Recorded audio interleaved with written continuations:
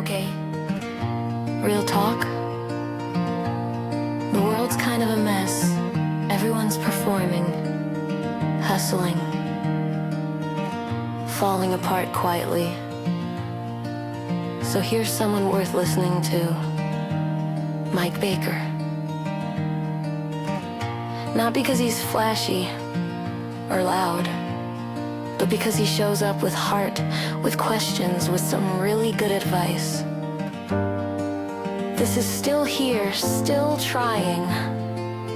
A podcast that reminds you you're not alone in whatever version of barely holding it together you're in. Mike's not here to save you. He's not selling hacks or manifesting your mansion. He's just here, being human and helping you keep going with a little more hope than you had yesterday. So stay. You've earned this space. This is Still Here, Still Trying with Mike Baker.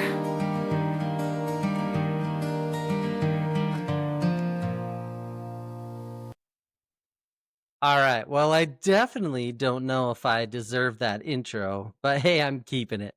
It feels right to start a conversation about grief and healing with a little bit of chaos. It definitely keeps us human.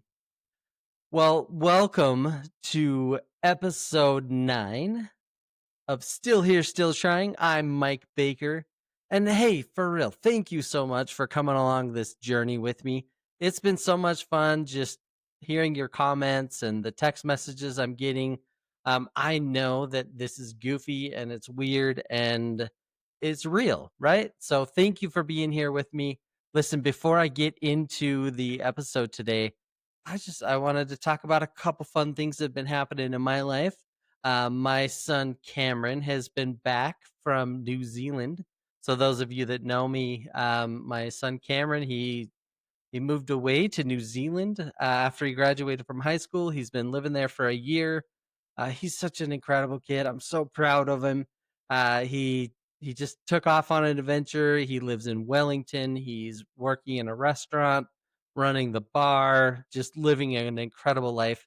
And there's just nothing better than having your kids home with you. So next weekend, Jacob's coming up. We're going to spend lots of time on the boat. We're getting some family pictures.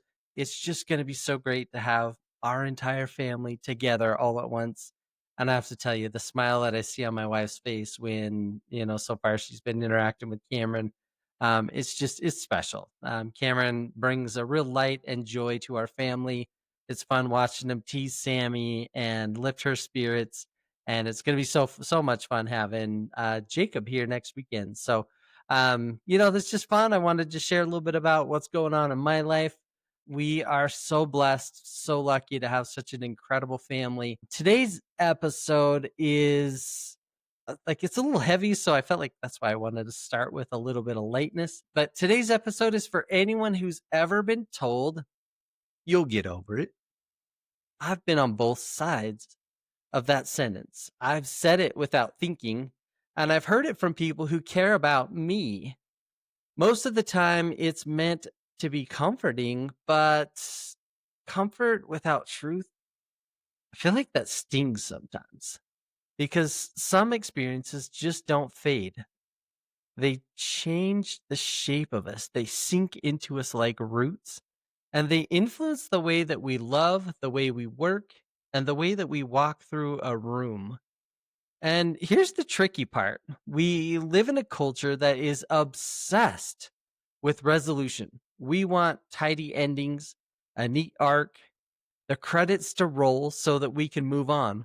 But the truth is, there are stories that never wrap up neatly, and they just keep unfolding for the rest of our lives. So today, I thought that we could talk about carrying something instead of leaving it behind.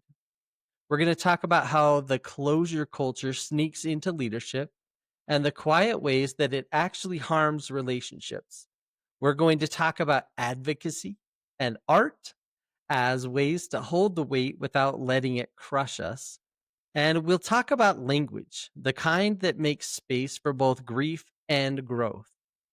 So if you've been walking with something in your life that's kind of like this quiet weight, I want you to know that you are not weak. You are human. All right. Well, let's get into it. From the time that we are young, we are told that emotions are temporary. You got dumped, a few months. Lost someone that you love, well, that's going to take a year. Major disappointment, sleep it off and get back in the game. We are trained to expect an endpoint. And if we don't hit it on schedule, we start to believe that there's something wrong with us. And I've seen that same mindset sneak into leadership. I've been guilty of it myself for sure. But there's a big change that happens. Maybe it's a painful restructure. Maybe it's losing a longtime teammate, or maybe it's a funding cut that reshapes the entire year. And suddenly there's this unspoken countdown, the sense that by the next quarter, everybody should be fine.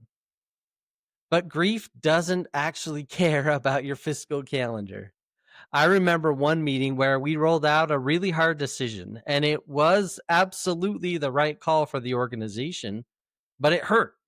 And people left the room with the professional face on. There were polite nods, there were small smiles, but one person lingered. Their their binder was pressed against their chest. They were hugging their laptop, and they looked me in the eye and they said, "I'm trying." Now, that is not small talk. That was actually an act of trust. And moments like that, you can't rush them. You can't say, well, the calendar says it's time to move on. You either honor them or you break trust.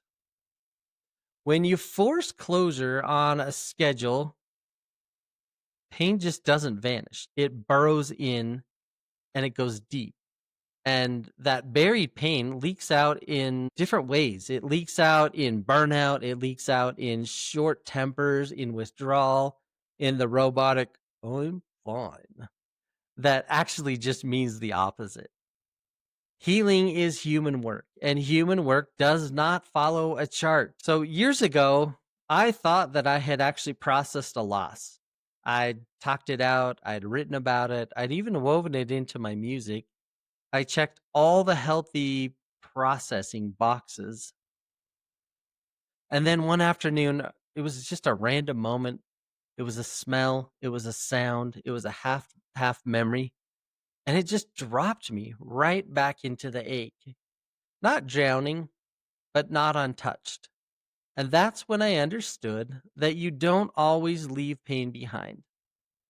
Sometimes it just comes with you because it's stitched into the meaning. Love leaves a mark, and so does loss. When I wrote a song nobody hears and who would notice, they weren't closure songs. They were just markers in my life. They were proof that I was still carrying something, and that was okay. Now, carrying something is not failing. Carrying means that what happened actually mattered. It shaped you. It still has a place in your story. And if you've been thinking, I should be past this, try shifting it into, I'm learning how to live with this. And that shift removes the deadline that you've been quietly placing on yourself. And when you release that deadline, you give yourself permission to heal at a human pace, not a cultural one. Your mind is incredible, and your mind can tell you that you're fine, but your body actually keeps the receipts.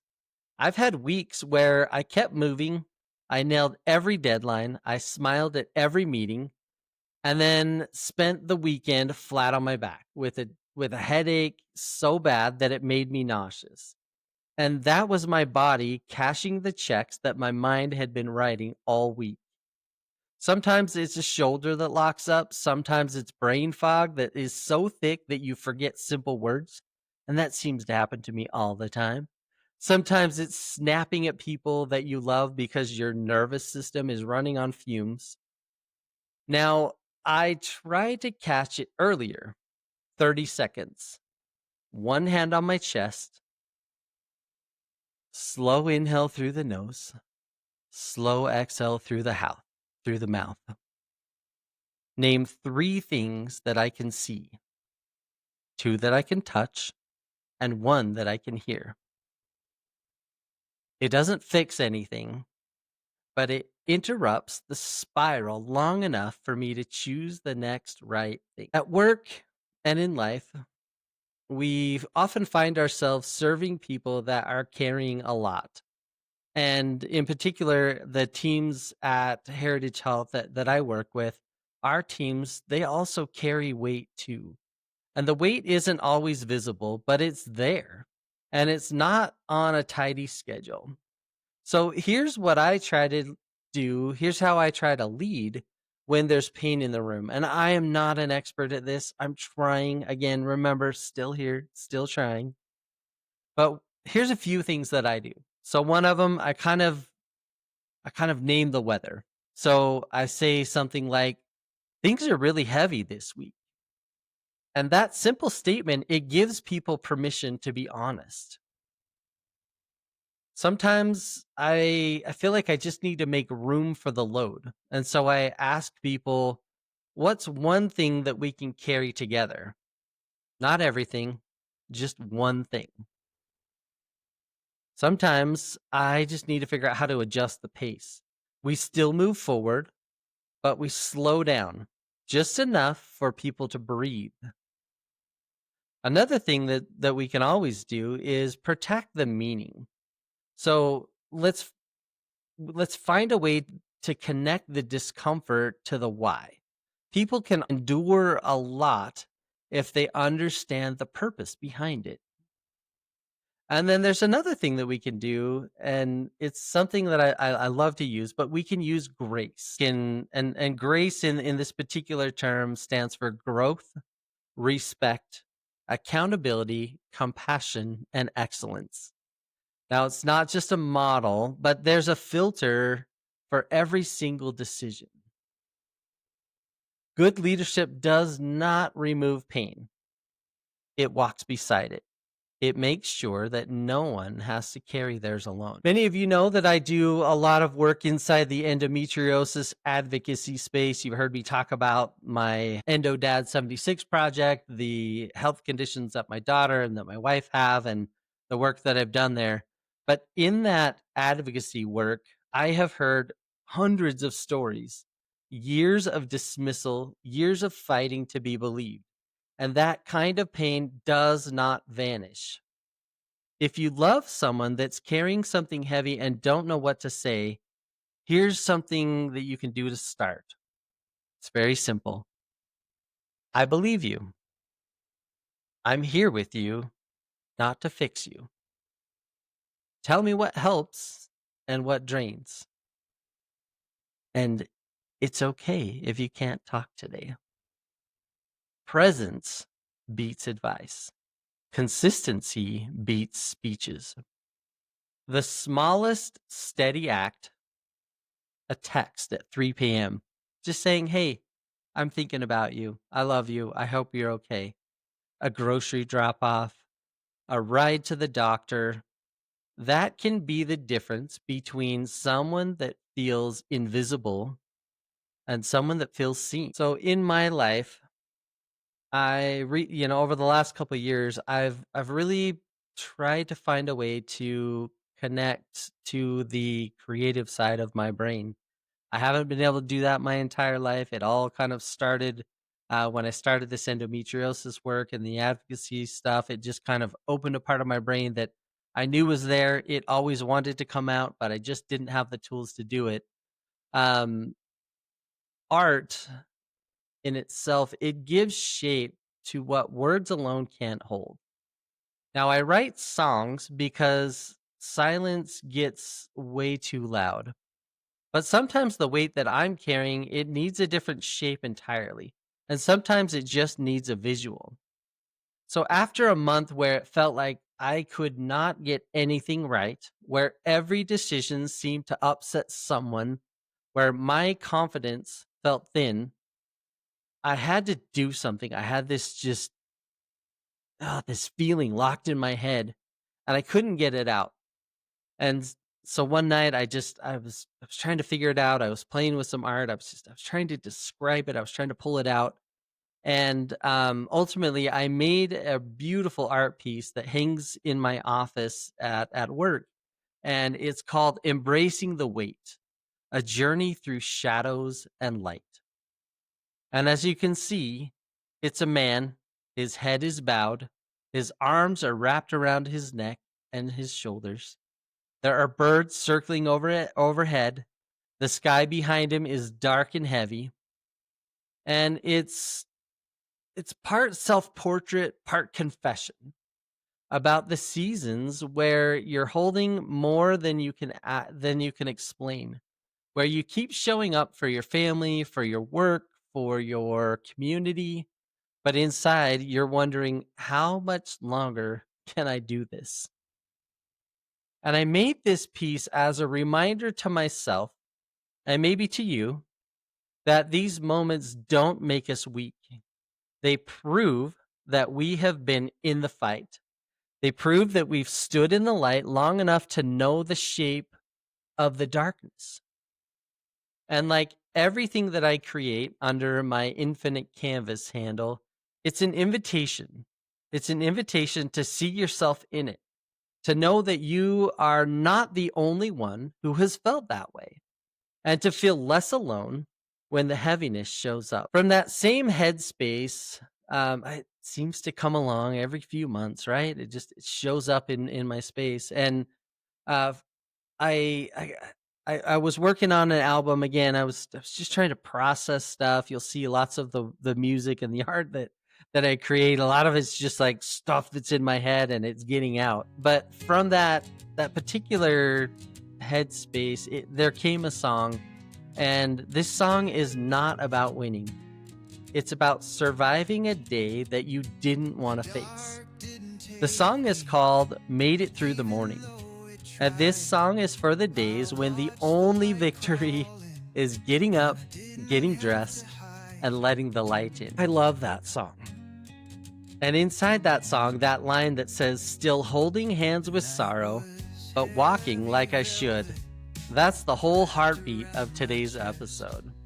We don't have to wait for sorrow to pack its bags before we start moving forward. We can walk with it. We can build with it. We can open the door and let the day in, even if the weight walks through the day with us. It's okay.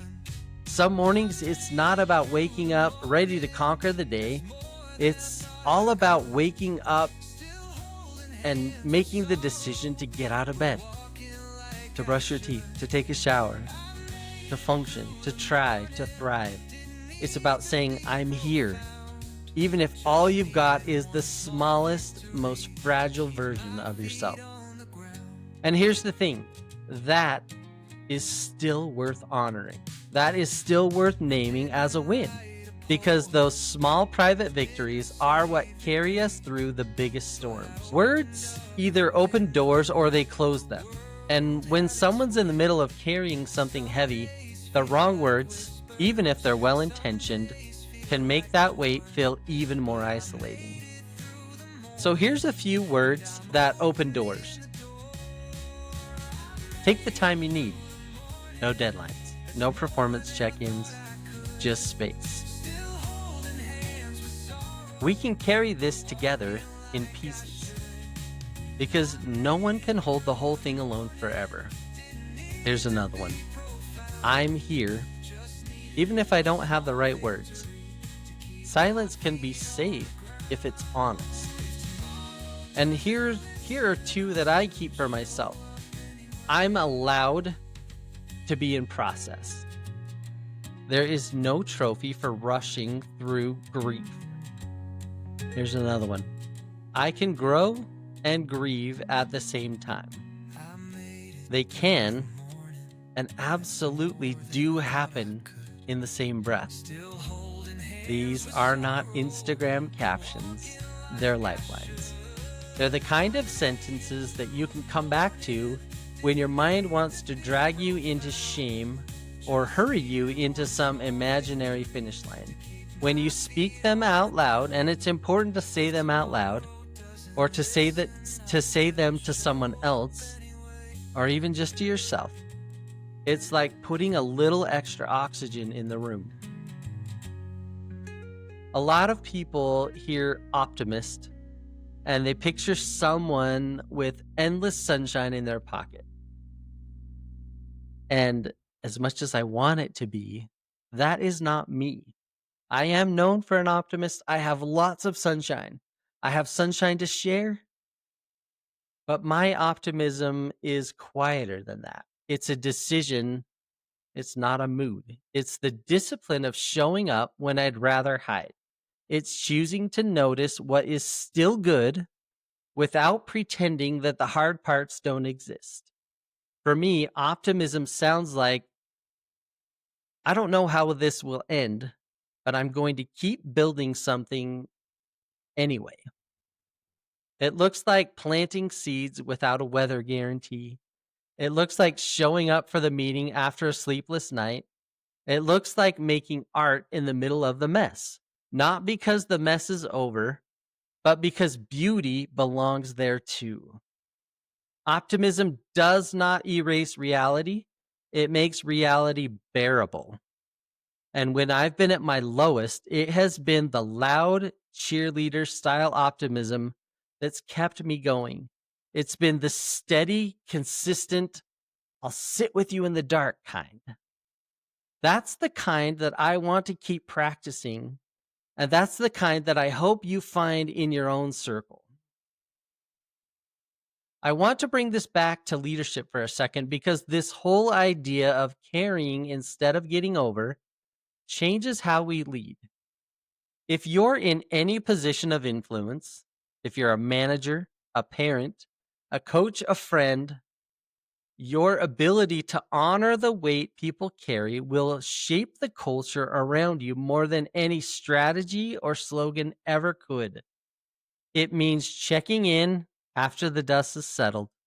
It means remembering anniversaries of hard things, not just birthdays and work milestones. It means knowing that sometimes the most productive thing a person can do in a day is keep breathing and not quit. Good leadership doesn't push people to heal on a deadline. It offers them the tools and the environment to heal in real time at their own pace. And the return on that, in trust, in loyalty, in long-term impact, it is worth more than anything you can measure on a spreadsheet. If you're carrying something heavy today, I hope you know that you don't have to rush it. You don't have to drop the weight before you take the next step. Some days you'll feel like a whisper, and some days you'll feel like a war. And all of those days count. Because the truth is, being here at all is its own kind of victory. And that's why I keep showing up to this microphone. It's why I keep making songs and art. And these conversations are what drive me. They help me. I hope they help you. Because I'm still here. I'm still trying. And I know that you are too. So let's keep walking this road together. Thank you for being here. I hope you have a wonderful week. Tune in next week for another amazing episode.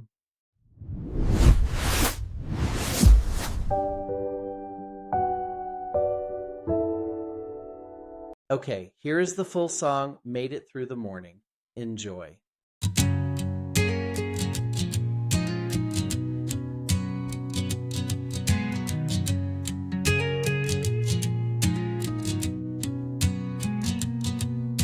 The dark didn't take me, even though it tried. I watched the light crawl in, and I didn't have to hide.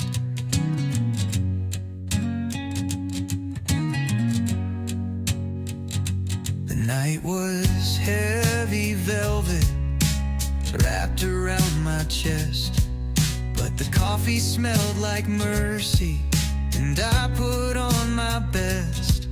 Not dressed to impress the silence, just dressed to face the sun. And if I barely made it here, at least I'm not the undone. I made it through the morning, that's more than I thought I could. Still holding hands with sorrow, but walking like I should. I made it through the morning, didn't need to be profound, just needed one small victory to keep my feet on the ground.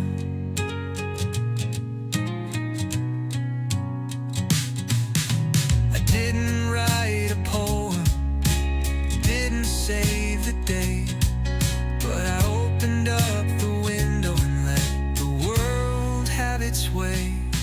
Some days feel like whispers, some days feel like war, but I made it through the morning, and I'm opening the door. I made it through the morning, that's more than I thought I could. Still holding hands with sorrow, but walking like I should.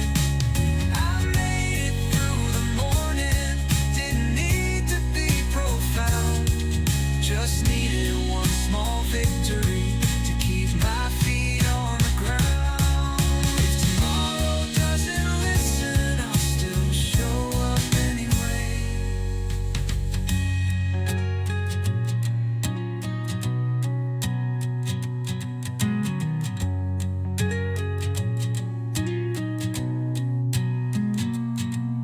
I made it through the morning, that's more than I thought I could. Still holding hands with sorrow, but walking like I should. I made it through the morning, didn't need to be profound, just needed one small victory to keep my feet on the ground. If tomorrow